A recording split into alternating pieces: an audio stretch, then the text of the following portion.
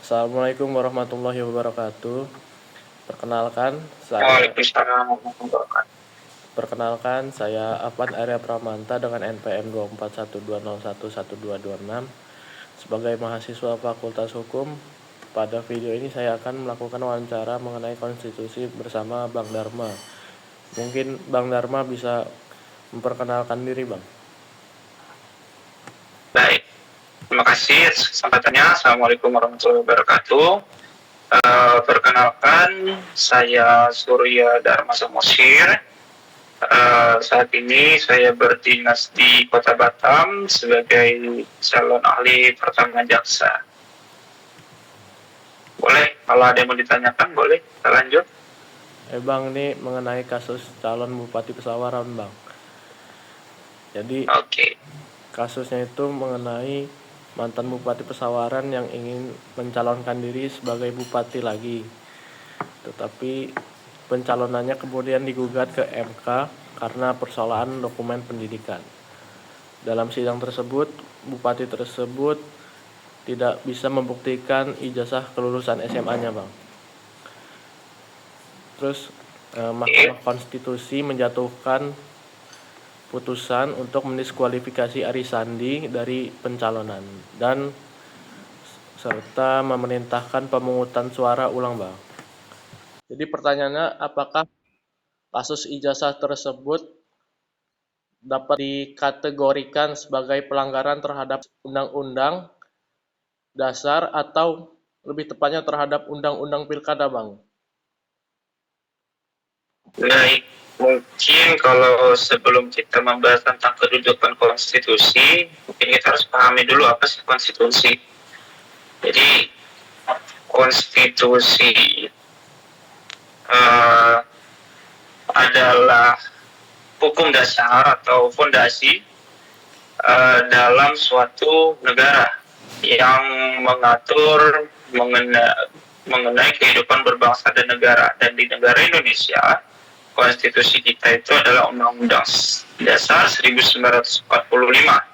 Jadi konstitusi itu menjadi fondasi, ya tadi saya katakan. Jadi kita bisa lihat Undang-Undang Dasar 1945 menjadi sumber hukum tertinggi. Nah, jadi kalau kita berbicara kedudukan konstitusi, sebenarnya kedudukan konstitusi dalam mengatur syarat pencalonan kepala daerah. Jadi sebenarnya Undang-Undang 1945 itu hanya memberikan prinsip dasar bahwa kepala daerah itu dipilih secara demokratis, kan begitu. Konstitusi tidak mengatur secara rinci soal syarat administratif pencalonan seperti pendidikan ataupun keaslian dokumen. Jadi rinciannya itu dapat kita temukan dalam peraturan turunannya. Nah, contohnya itu seperti di dalam Undang-Undang Pilkada ataupun aturan teknis yang ditetapkan oleh KPU. Jadi bisa dikatakan konstitusi itu memberikan kerangka umumnya saja. Nah, sementara teknis pelaksanaan ataupun persyaratan yang baik itu termasuk soal ijazah itu didelegasikan dalam peraturan turunan. Nah, namun prinsip yang tidak boleh dilanggar itu adalah bahwa suatu proses pemilihan itu harus jujur, adil, dan demokratis. Itu penting. Itu hal prinsipnya. Jadi jika ada calon yang menggunakan dokumen yang bermasalah, itu artinya telah mengkhianati prinsip konstitusi, meskipun secara teknis disebut melanggar peraturan turunan, atau melanggar aturan turunan. Jadi maksudnya begini, walaupun dia dianggap melanggar misalkan undang-undang pilkada ataupun peraturan teknis, peraturan khusus yang ada di KPU, berarti secara tidak langsung dia telah mencederai konstitusi, seperti itu. Video yang saya buat sebelumnya memiliki durasi yang lebih panjang dari ketentuan. Tetapi berdasarkan ketentuan disarankan bahwa durasi video sebaiknya hanya 3-5 menit saja. Maka video ini saya potong dan sesuaikan agar lebih ringkas, serta berfokus pada poin-poin penting. Jadi kesimpulannya adalah konstitusi atau undang-undang dasar menjadi hukum dasar yang tertinggi yang hanya memberikan prinsip umum mengenai pemilihan kepala daerah, yaitu harus dilakukan secara demokratis.